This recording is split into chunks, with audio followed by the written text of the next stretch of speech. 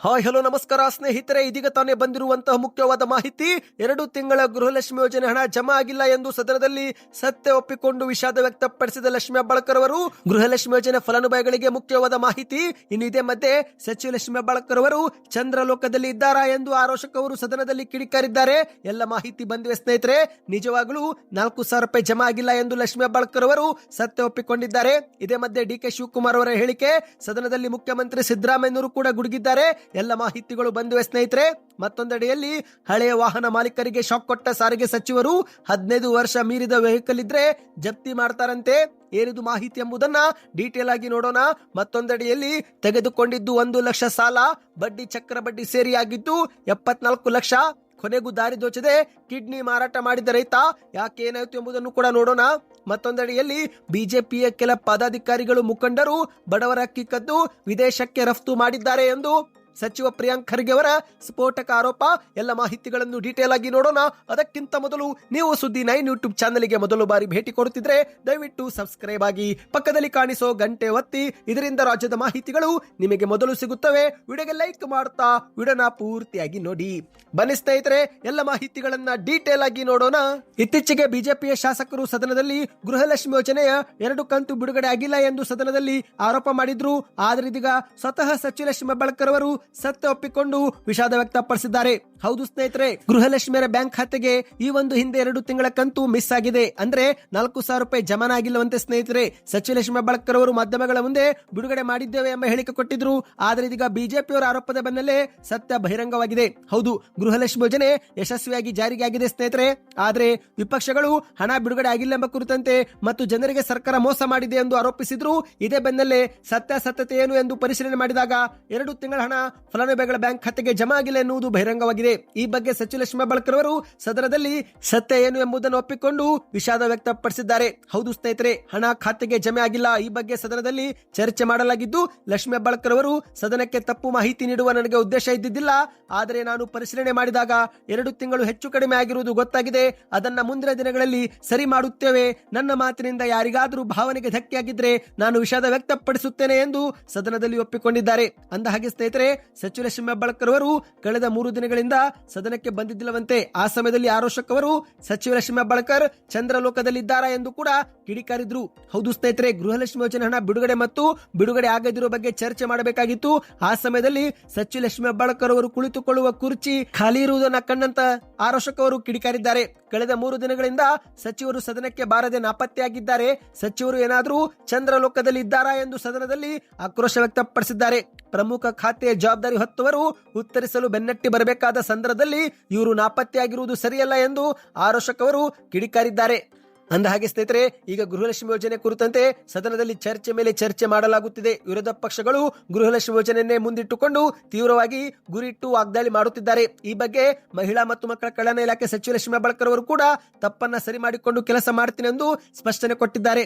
ಆದರೂ ಕೂಡ ವಿಪಕ್ಷ ನಾಯಕರು ಸರ್ಕಾರದ ಮೇಲೆ ಮುಗಿಬಿದ್ದಿದ್ದು, ಇದೇ ಮಧ್ಯೆ ಡಿ.ಕೆ. ಶಿವಕುಮಾರ್ ಅವರು ಮಧ್ಯ ಪ್ರವೇಶಿಸಿ ಸಚಿವ ಲಕ್ಷ್ಮಿ ಹೆಬ್ಬಾಳ್ಕರ್ ಅವರ ಬೆಂಬಲಕ್ಕೆ ನಿಂತು ಸಚಿವೆಯನ್ನು ಬೆಂಬಲಿಸುವ ವೇಳೆ ಡಿ.ಕೆ. ಶಿವಕುಮಾರ್ ಅವರು ಸಿಎಂ ಸಿದ್ದರಾಮಯ್ಯನವರ ಇಲಾಖೆಯನ್ನೇ ದೂರಿದ್ದಾರೆ. ಹೌದು ಸ್ನೇಹಿತರೆ, ಮುಖ್ಯಮಂತ್ರಿ ಸಿದ್ದರಾಮಯ್ಯನವರು ಹಣಕಾಸು ಇಲಾಖೆ ಸಚಿವರಾಗಿದ್ದಾರೆ. ಅಂದ್ರೆ ಹಣಕಾಸು ಇಲಾಖೆಯು ಕೂಡ ಸಿಎಂ ಸಿದ್ದರಾಮಯ್ಯನವರ ಅಧೀನದಲ್ಲಿದ್ದು, ಇದೇ ಮಧ್ಯೆ ಡಿ.ಕೆ. ಶಿವಕುಮಾರ್ ಅವರು ಲಕ್ಷ್ಮಿ ಹೆಬ್ಬಾಳ್ಕರ್ ಅವರಿಗೆ ಸಪೋರ್ಟ್ ಮಾಡುವ ಭರದಲ್ಲಿ ಸಿದ್ದರಾಮಯ್ಯನವರ ಇಲಾಖೆ ಇರುವ ಹಣಕಾಸು ಇಲಾಖೆಯಿಂದಲೇ ಹಣ ಬಿಡುಗಡೆ ಆಗಿಲ್ಲ ಎಂದು ದೂರಿದ್ದಾರೆ. ಹೌದು, ಫೈನಾನ್ಸ್ ಡಿಪಾರ್ಟ್ಮೆಂಟ್ ಅವರೇ ದುಡ್ಡು ಕೊಟ್ಟಿಲ್ಲ, ಸಚಿವರಾದ್ರೂ ಏನು ಮಾಡ್ತಾರೆ ಎಂದು ಡಿ.ಕೆ. ಶಿವಕುಮಾರ್ ಅವರು ಉತ್ತರ ಕೊಟ್ಟಿದ್ದಾರೆ. ಸದ್ಯ ಈ ಒಂದು ಹೇಳಿಕೆ ಮತ್ತೆ ರಾಜ್ಯದಲ್ಲಿ ಭಾರಿ ಸದ್ದು ಮಾಡುತ್ತಿದೆ ಸ್ನೇಹಿತರೆ. ನೀವು ಕೂಡ ಗೃಹಲಕ್ಷ್ಮಿ ಯೋಜನೆ ಫಲಾನುಭವಿಗಳಾಗಿದ್ದು ನಿಮ್ಮ ಬ್ಯಾಂಕ್ ಖಾತೆಗೆ ಹಣ ಜಮಾ ಆಗಿಲ್ಲವೆಂದ್ರೆ ಎಷ್ಟು ತಿಂಗಳು ಆಯ್ತು ಸ್ನೇಹಿತರೆ? ಜಮೆ ಆಗದೆ ಕಮೆಂಟ್ ಮಾಡಿ. ಬನ್ನಿ ಇದೀಗ ಮತ್ತೊಂದು ಮುಖ್ಯವಾದ ಮಾಹಿತಿಗೆ ಹೋಗೋಣ. ಸದನದಲ್ಲಿ ಮುಖ್ಯಮಂತ್ರಿ ಸಿದ್ದರಾಮಯ್ಯನವರು ವಿಪಕ್ಷ ನಾಯಕರ ವಿರುದ್ಧ ಮತ್ತೆ ಗುಡುಗಿದ್ದಾರೆ. ಹೌದು ಸ್ನೇಹಿತರೆ, ಸದ್ಯಕ್ಕೆ ಕರ್ನಾಟಕದಲ್ಲಿ ಮುಖ್ಯಮಂತ್ರಿ ಬದಲಾವಣೆ ವಿಚಾರ ಬೂದಿ ಮುಚ್ಚಿದ ಕೆಂಡದಂತಿದೆ. ಹೌದು, ಈಗ ಚಳಿಗಾಲದ ಅಧಿವೇಶನ ಪ್ರಾರಂಭವಾಗಿದೆ. ಹಾಗಾಗಿ ಯಾರು ಕೂಡ ಸಿಎಂ ಬದಲಾವಣೆ ಬಗ್ಗೆ ಮಾತನಾಡುತ್ತಿಲ್ಲ. ಆದರೆ ಈ ಒಂದು ಅಧಿವೇಶನ ಮುಗಿಯುತ್ತಿದ್ದಂತೆ ಮತ್ತೆ ಸಿಎಂ ಕುರ್ಚಿ ಬದಲಾವಣೆ ಬಗ್ಗೆ ಮಾತುಕತೆಗಳು ಶುರು ಆಗಬಹುದು. ಆದರೆ ಇದೇ ಸಮಯದಲ್ಲಿ 5 ವರ್ಷ ನಾನೇ ಕರ್ನಾಟಕದ ಮುಖ್ಯಮಂತ್ರಿ ಎಂದು ಸಿಎಂ ಸಿದ್ದರಾಮಯ್ಯನವರಿಗಾಗಲೇ ಮತ್ತೊಮ್ಮೆ ಬೆಳಗಾವಿಯ ಚಳಿಗಾಲದ ಅಧಿವೇಶನದಲ್ಲಿ ಮಹತ್ವದ ಹೇಳಿಕೆ ಕೊಟ್ಟಿದ್ದಾರೆ. ಹೌದು ಸ್ನೇಹಿತರೆ, ಸದನದಲ್ಲಿ ಮಾತನಾಡಿದ ಸಿಎಂ ಸಿದ್ದರಾಮಯ್ಯನವರು ವಿರೋಧ ಪಕ್ಷದವರು ಇರುವುದೇ ಉರಿಯುವುದರ ಮೇಲೆ ಉಪ್ಪು ಸುರಿಯಲು ವಿರೋಧ ಪಕ್ಷದವರು ಏನೇ ಪ್ರಚೋದನೆ ಮಾಡಿದ್ರು ನಮ್ಮ ಶಾಸಕರು ಪ್ರಚೋದಿತರಾಗುವುದಿಲ್ಲ. 5 ವರ್ಷ ಇರಬೇಕೆಂದು ಜನರು ನಮಗೆ ಆಶೀರ್ವಾದ ಮಾಡಿ ಕಳುಹಿಸಿದ್ದಾರೆ.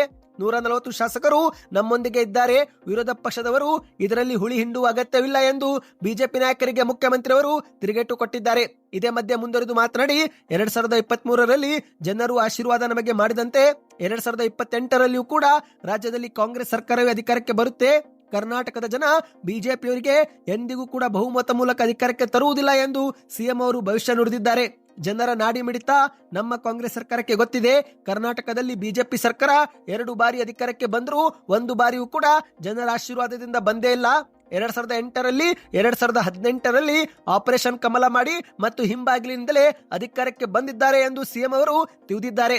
ರಾಜ್ಯದ ಜನ ಬಿಜೆಪಿಯವರಿಗೆ ಎಂದಿಗೂ ಕೂಡ ಆಶೀರ್ವಾದ ಮಾಡುವುದಿಲ್ಲ ಎಂದು ಮತ್ತೊಮ್ಮೆ ಹೇಳಿಕೆ ಕೊಟ್ಟಿದ್ದಾರೆ. ಸ್ನೇಹಿತರೆ, ಬನ್ನಿದೀಗ ಮತ್ತೊಂದು ಮುಖ್ಯವಾದ ಮಾಹಿತಿಗೆ ಹೋಗೋಣ. ನಿಮ್ಮ ಹತ್ತಿರವೂ ಕೂಡ 15 ವರ್ಷ ಮೀರಿದ ಹಳೆಯ ವಾಹನವಿದ್ರೆ ನಿಮ್ಮ ಹತ್ತಿರ ಯಾವ ವಾಹನ ಇದೆ ಕಮೆಂಟ್ ಮಾಡಿ ಸ್ನೇಹಿತರೆ. ಹೌದು ಸ್ನೇಹಿತರೆ, ಹಳೆಯ ವಾಹನ ಹೊಂದಿರುವ ಮಾಲೀಕರಿಗೆ ಶಾಕಿಂಗ್ ಸುದ್ದಿ. ಸ್ವತಃ ಸಾರಿಗೆ ಸಚಿವ ರಾಮಲಿಂಗಾರೆಡ್ಡಿ ಅವರು ಸದನದಲ್ಲಿ ಶಾಕಿಂಗ್ ಹೇಳಿಕೆ ಕೊಟ್ಟಿದ್ದಾರೆ. ನಿಮ್ಮದು ವಾಹನ 15 ವರ್ಷ ಮೀರಿದ್ರೆ ಜಪ್ತಿ ಮಾಡ್ತಾರಂತೆ. ಹೌದು, ಕರ್ನಾಟಕದಲ್ಲಿ ದಿನದಿಂದ ದಿನಕ್ಕೆ ವಾಹನಗಳ ಸಂಖ್ಯೆ ಏರಿಕೆ ಆಗುತ್ತಲೇ ಇದ್ರೂ ಕೂಡ ಹಳೆಯ ವಾಹನಗಳು ಮಾತ್ರ ಇನ್ನೂ ಸಂಚಾರ ನಿಲ್ಲಿಸಿಲ್ಲ. ಇವುಗಳಿಂದಲೇ ವಾಯು ಮಾಲಿನ್ಯ ಹೆಚ್ಚಾಗುತ್ತಿದೆ ಎಂಬ ಆರೋಪ ಕೇಳಿ ಬಂದಿದ್ದು ಈಗ ಕೋಟ್ಯಾಂತರ ವಾಹನ ಮಾಲೀಕರಿಗೆ ಶಾಕಿಂಗ್ ಸುದ್ದಿ ಬಂದಿದೆ. ಹೌದು ಸ್ನೇಹಿತರೆ, ಹಳೆಯ ವಾಹನ ಮಾಲೀಕರಿಗೆ ರಾಜ್ಯದ ಸಾರಿಗೆ ಸಚಿವ ರಾಮಲಿಂಗಾರೆಡ್ಡಿ ಅವರು ಶಾಕ್ ಕೊಟ್ಟಿದ್ದಾರೆ.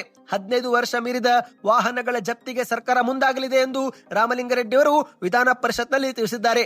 ಹೌದು, ಯಾವುದೇ ವಾಹನವಾಗಿರಲಿ 15 ವರ್ಷ ಸುಸ್ಥಿತ ಇಟ್ಟುಕೊಂಡು ಓಡಿಸಬಹುದು. ಕೇಂದ್ರ ಸರ್ಕಾರದ ನೀತಿಯ ಪ್ರಕಾರ ಕಮರ್ಷಿಯಲ್ ವಾಹನಗಳಿಗೆ ಮತ್ತೆ 5 ವರ್ಷ ವಿನಾಯಿತಿ ಸಿಗುತ್ತೆ. ಆದರೆ ಸರ್ಕಾರಿ ವಾಹನಗಳಿಗೆ ಈ ವಿನಾಯಿತಿ ಸಿಗೋದಿಲ್ಲ.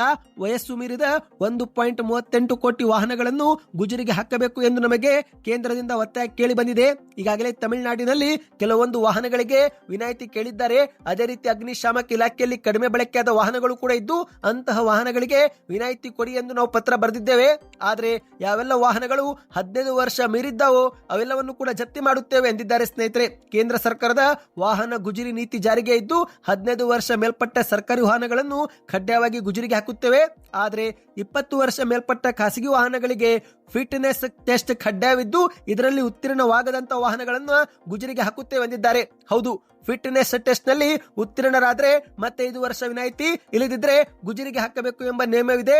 ಮತ್ತು ಯಾವ ವಾಹನ ಗುಜರಿಗೆ ಹಾಕುತ್ತೇವೋ ಆ ಒಂದು ವಾಹನ ಮಾಲೀಕರಿಗೆ ಹೊಸ ವಾಹನ ಖರೀದಿ ಮಾಡುವಾಗ ತೆರಿಗೆ ವಿನಾಯಿತಿ ಜೊತೆಗೆ ಪ್ರೋತ್ಸಾಹ ಧನ ಕೂಡ ಕೊಡುತ್ತೇವೆ ಎಂದು ರಾಮಲಿಂಗಾರೆಡ್ಡಿ ಅವರು ತಿಳಿಸಿದ್ದಾರೆ. ನಿಮ್ಮ ಹತ್ತಿರವೂ ಕೂಡ 15 ವರ್ಷ ಹಳೆಯ ವಾಹನವಿದ್ರೆ ಯಾವ ಕಂಪನಿದು ಇದೆ ಮತ್ತು ನೀವು ಯಾವಾಗ ಖರೀದಿ ಮಾಡಿದ್ದೀರಾ ಎಂಬುದನ್ನು ಕಮೆಂಟ್ ಮಾಡಿ. ಇದರಿಂದ ಒಂದು ಉತ್ತಮ ಫೀಡ್ಬ್ಯಾಕ್ ಸಿಗುತ್ತೆ. ಬನ್ನಿ ಇದೀಗ ಒಂದು ಶಾಕಿಂಗ್ ಮಾಹಿತಿಗೆ ಹೋಗೋಣ ಸ್ನೇಹಿತರೆ. ತೆಗೆದುಕೊಂಡಿದ್ದು 1 ಲಕ್ಷ ಸಾಲ, ಆದರೆ ಬಡ್ಡಿ ಚಕ್ರ ಬಡ್ಡಿ ಸೇರಿಯಾಗಿದ್ದು 74 ಲಕ್ಷ.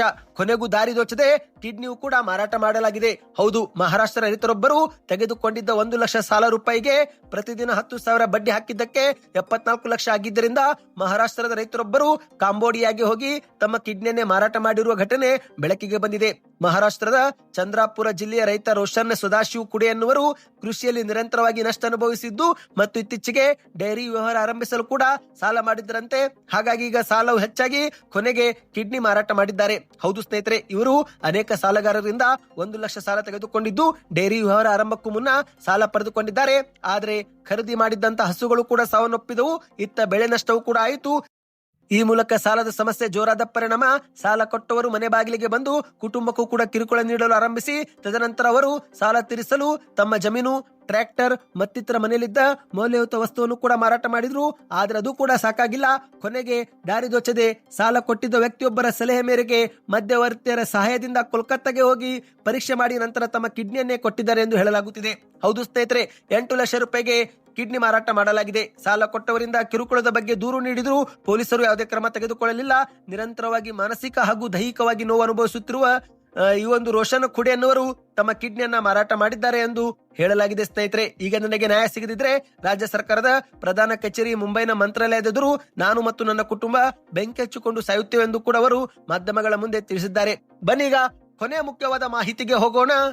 ಬಿಜೆಪಿಯ ಕೆಲ ಪದಾಧಿಕಾರಿಗಳು, ಮುಖಂಡರು ಬಡವರ ಅಕ್ಕಿಯನ್ನ ಕದ್ದು ವಿದೇಶಕ್ಕೆ ರಫ್ತು ಮಾಡಿದ್ದಾರೆ ಎಂದು ಪ್ರಿಯಾಂಕ್ ಖರ್ಗೆ ಅವರು ಗಂಭೀರ ಆರೋಪ ಮಾಡಿದ್ದಾರೆ. ಹೌದು ಗೆಳೆಯರೆ, ರಾಜ್ಯದಲ್ಲಿ ಅನ್ನಭಾಗ್ಯ ಯೋಜನೆ ಜಾರಿಗೆ ಇದೆ.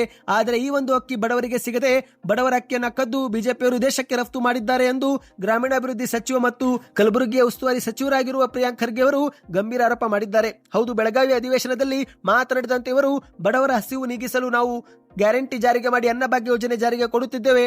ಆದರೆ ಬಿಜೆಪಿಯಲ್ಲಿನ ಕೆಲ ಪದಾಧಿಕಾರಿಗಳು ಮುಖಂಡರು ಬಡವರ ಅಕ್ಕಿಯನ್ನ ಕಳ್ಳತನ ಮಾಡಿ ವಿದೇಶಕ್ಕೆ ರಫ್ತು ಮಾಡಿದ್ದಾರೆ. ಆದರೂ ಕೂಡ ಬಿಜೆಪಿಯವರು ಈ ಬಗ್ಗೆ ತುಟಿ ಬಿಚ್ಚದಿರುವುದು ಅಚ್ಚರಿ ಮೂಡಿಸಿದೆ ಎಂದು ಕಿಡಿಕಾರಿದ್ದಾರೆ. ಕಲಬುರಗಿ ಯಾದಗಿರಿಯಲ್ಲಿ ಅಕ್ಕಿ ಕಳ್ಳತನವಾಗಿದೆ. ಚಿತ್ತಾಪುರ ವಿಧಾನಸಭಾ ಕ್ಷೇತ್ರದಲ್ಲಿ ಬಿಜೆಪಿಯಿಂದಲೇ ಬಿ ಫಾರ್ಮ್ ಪಡೆದವರು ಸಿಕ್ಕಾಕಿಕೊಂಡಿದ್ದಾರೆ. ಆದರೂ ಕೂಡ ಬಿಜೆಪಿ ನಾಯಕರು ಈ ಬಗ್ಗೆ ತುಟಿ ಬಿಚ್ಚದಿರುವುದು ನಾಚಿಕೆಗೇಡು ಎಂದು ಸದನದಲ್ಲಿ ಪ್ರಿಯಾಂಕ್ ಖರ್ಗೆ ಅವರು ಗಂಭೀರ ಆರೋಪ ಮಾಡಿದ್ದಾರೆ. ಸ್ನೇಹಿತರೆ, ಸದ್ಯಕ್ಕೆ ಎಷ್ಟೇತು ಈ ಎಲ್ಲ ಮುಖ್ಯವಾದ ಮಾಹಿತಿ ನಿಮಗೆ ಇಷ್ಟವಾಗಿದ್ದರೆ ವಿಡಿಯೋಗೆ ಲೈಕ್ ಮಾಡ್ತಾ ದಯವಿಟ್ಟು ಚಾನೆಲ್ಗೆ ಸಬ್ಸ್ಕ್ರೈಬ್ ಆಗಿ ನಿಮ್ಮ ಅನಿಸಿಕೆ ಏನು ಎಂಬುದನ್ನು ಕಮೆಂಟ್ ಮಾಡಿ.